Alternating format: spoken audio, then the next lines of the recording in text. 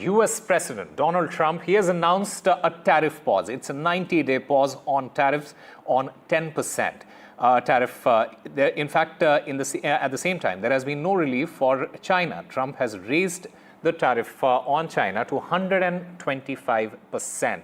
Trump, in fact, has softened his stance on tariffs. On Truth Social, Trump said, and I quote, "Based on the lack of respect that China has shown to the world's market, I'm hereby raising the tariff charge to China by the United States of America to 125% effective immediately." At some point, hopefully in the near future, China will realize that the days of ripping off the United States and other countries is no longer sustainable or acceptable.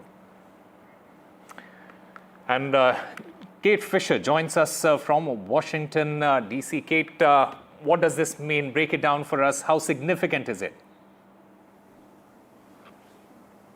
Well, it's hugely significant because for days now, the White House has said that it is not going to back down on its tough tariff stance, despite the collapsing global markets and, pleas from world leaders globally.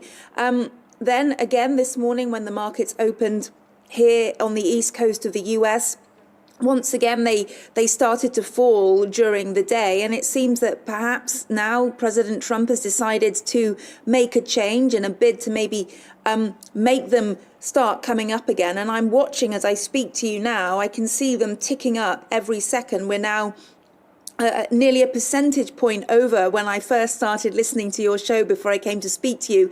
It's going up and up and up. And that is, of course, what Donald Trump wants to see. As much as he had talked about how he didn't care about the markets, I think this shows that he did care about them. And we can also note some specific stocks that have immediately jumped on this news.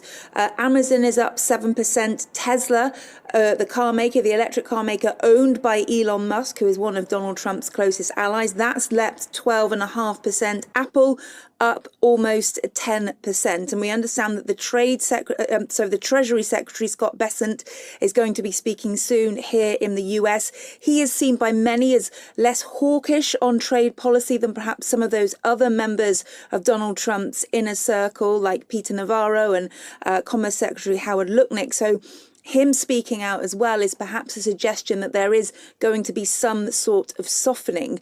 But whatever happens here, it's another example of how quickly things are changing. And as much as the markets may be appreciating the idea that some of these tariffs may be lowered and indeed paused, the volatility, the whiplash, the change of this is not good long term for the markets. They need some sense of stability. And with everything changing from day to day, that is hard to find.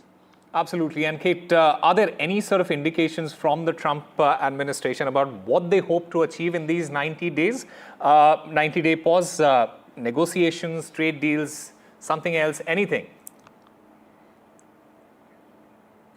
Yeah, we haven't got any of those details yet, but I imagine that is what Treasury Secretary Scott Bessent will be talking about when he speaks publicly.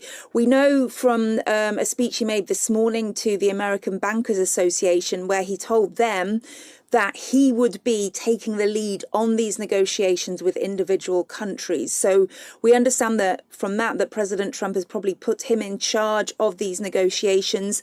And that would suggest, now that we've found out about this 90-day pause, that he will be using that time to carry out these negotiations. Because there was a point made by an analyst earlier today about the fact that if the White House is looking to negotiate with all these individual countries, which are apparently numbering more than 70 who have now approached the White House, that's a huge administrative task in itself, and it can't be done in, a couple of hours. There will need to be a lot of meetings with a lot of people, and that will take time. So perhaps that is what this 90-day pause will give the Trump administration time to have those negotiations and then make a decision at the end of that as to where they stand on tariffs. But this is certainly a big change over the last few days. The markets and analysts and economists have been asking and calling on the Trump administration to do this, and they have not. And then today, clearly, they've decided the time is right and they need to do something to change that market trajectory. Yeah, Kate, as far as China is concerned, we understand that China has raised the tariff to 84% in response to the earlier move. How do you see this particular escalation playing out with the new 125% tariff on their goods? And how is the market going to get affected by this? Well, they're clearly the world's two largest economies are in a game of brinkmanship here. There is literally tit for tat tariffs. When one raises it, the other raises it. And now China announced this morning this 84% level of tariffing. Now Donald Trump has gone from 104%, which is what came in at 1 minute past midnight here, and now he's gone to 125%. Enforced immediately, he said. So clearly, neither of them are blinking at the moment, and it's impossible to predict how far this will go. But what we do know is that as it continues, because they are the two biggest economies in the world, it is not just affecting each domestic economy, but the entire world. And as it continues, it will only have a negative effect on not just their economies, but everybody else's. All right, Kate Fisher, thank you very much for getting us all the latest from Washington, D.C.